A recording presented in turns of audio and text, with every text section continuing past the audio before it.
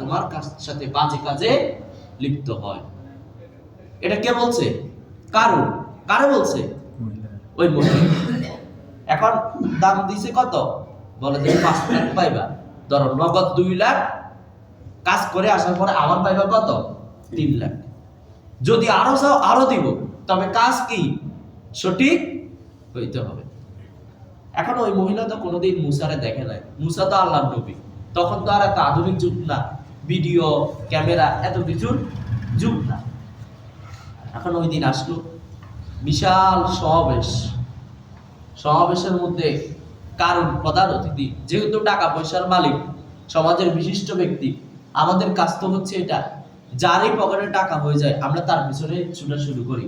এই লোকের কি আমল ঠিক আছে, নিয়ত ঠিক আছে, চরিত্র ঠিক আছে কিনা, এইসব আর দেখার সুযোগ নাই।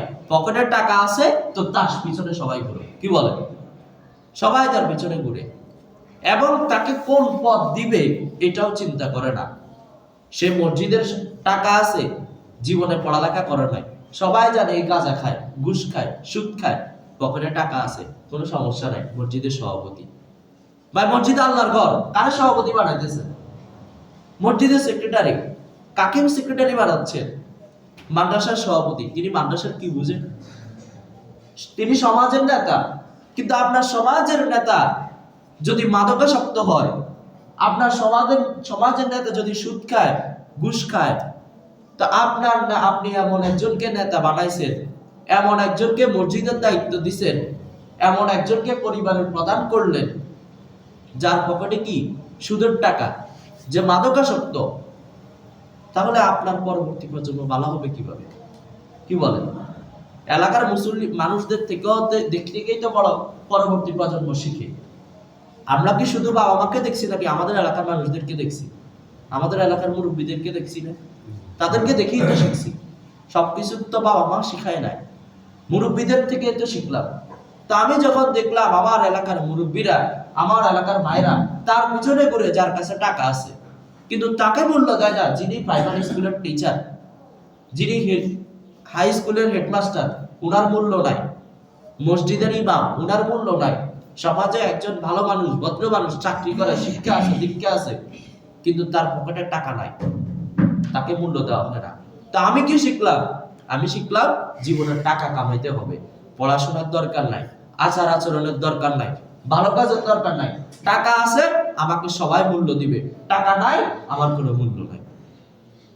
যাই হোক, তো কারুনের অঢেল সম্পদ, এখন কারুনকে কি করা হলো?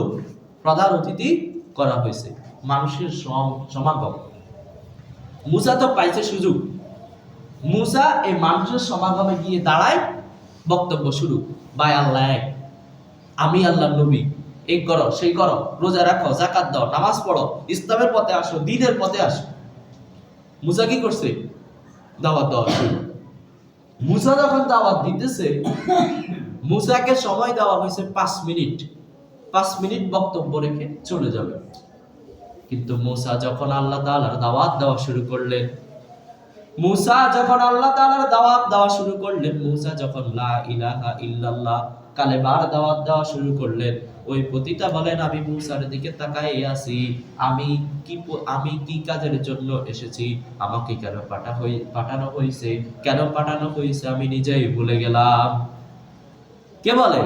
পতিতা। সে তো কোনোদিন মুসারে দেখে নাই, শুধু মুসার নামই শুনছে। আজকে যখন মুসার বক্তব্য শুরু হয়েছে, ওই পতিতা কি উদ্দেশ্যে আসছে, কেন আসছে, সে নিজেই কি ভুলে গেছে। হা করে তাকাই আছে মুসার দিকে, মনে মনে ভাবতেছে, আরে আমার কাছে প্রতি রাতে এত এত পুরুষ আসে, আমার জীবনে এত এত পুরুষকে দেখলাম, মুসার মতো সুন্দর পুরুষ পৃথিবীতে হইতে পারে আমি বুঝি নাই। এমন সুন্দর বচন ভঙ্গি, এমন সুন্দর কথা যে ব্যক্তি বলতে পারে, আমি একটা নিকৃষ্ট বান্দি, আমি একটা পতিতা, আমি কিভাবে তার বিরুদ্ধে অপবাদ দিই? এবার সে চুপ করে তাকায় বসে আছে, শুনতে এত এত মানুষের সামনে বক্তব্য দিচ্ছে, কারো মনের ভিতরে দ্বীনের ফুল ফুটে নাই। ওই পতিতা ওই মুহূর্তের সিদ্ধান্ত নিল আর পড়তে লাগলো, লা ইলাহা ইল্লাল্লাহ, লা ইলাহা ইল্লাল্লাহু মুসা কালিমুল্লাহ। মুসার কালেমা কি ছিল? ভিন্ন ছিল। সাথে সাথে সে কি মুসার উপর ঈমান নিয়ে আসছে, ঈমান নিয়ে আসি সে সত্যের পথ অবলম্বন করলো। এখন কারণ তো টাকা দিয়ে দিছে, কারণে স্টেজ থেকে তো আবার সরাসরি বলতেও পারে না যে দাঁড়া মুসার বিরুদ্ধে কি দে, অপবাদ দে। এখন সে হাতের ইশারাতে, গলার ইশারাতে, গলা ঝেড়ে নানান বছর ভঙ্গিতে বুঝাইতেছে যে দাঁড়াস না কেন, মুসার তো কথা শেষ হয়ে যাইতেছে, মানুষ তো চলে যাবে। এ একবার হাত দিয়ে ইশারা দেয়, একবার চোখ দিয়ে ইশারা দেয়, দেখে এই মহিলা দাঁড়ায় না, যত রকম করে এই মহিলা দাঁড়ানোর কি নাই, সুযোগ নেই, এসে দাঁড়ায়।